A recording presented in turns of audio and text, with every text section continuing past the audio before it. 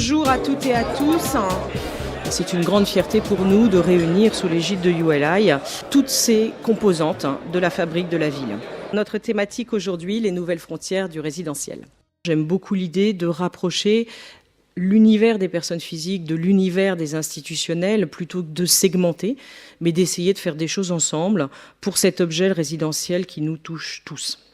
Les logements en France, c'est 3 fois le PIB et comme vous le voyez, c'est la plus grande partie du patrimoine brut des ménages. C'est absurde. C'est totalement absurde. En termes de risque, le risque spécifique d'un logement est absolument colossal. Alors qu'une foncière cotée qui détient des centaines, voire des milliers de logements, permet de diversifier le risque spécifique idiosyncratique de chaque logement et de capturer la véritable performance. We desperately need more capital targeting the housing sector, all aspects of the sector. The new generation is much more interested by usage rather than ownership. Donc notre développement par rapport à ça, c'était d'imaginer des produits, de nouvelles formes de propriété. Alors on a effectivement inventé propriété temporaire, très forte, mais pour une durée d'une 50aine d'années. On peut imaginer effectivement un système à la suédoise, où finalement les gens sont copropriétaires avec la banque de leur logement. ULI is a global organization that facilitates discussion on the emerging trends in the world of real estate.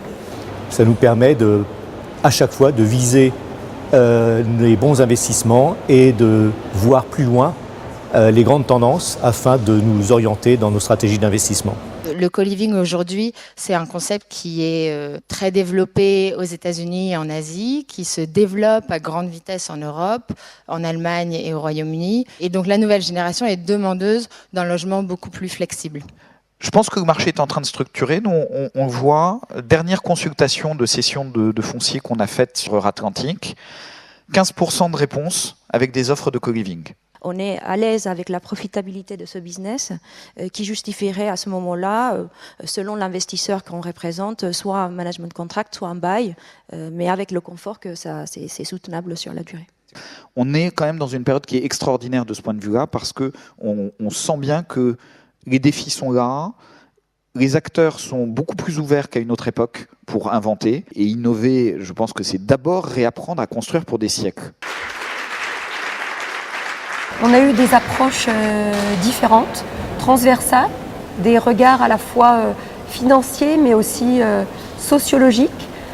Et je pense que c'est ce qui a fait la richesse de la conférence à partir du moment où on est en train de vivre une mutation sociétale et que l'immobilier résidentiel en tant que tel va forcément être moteur dans cette mutation.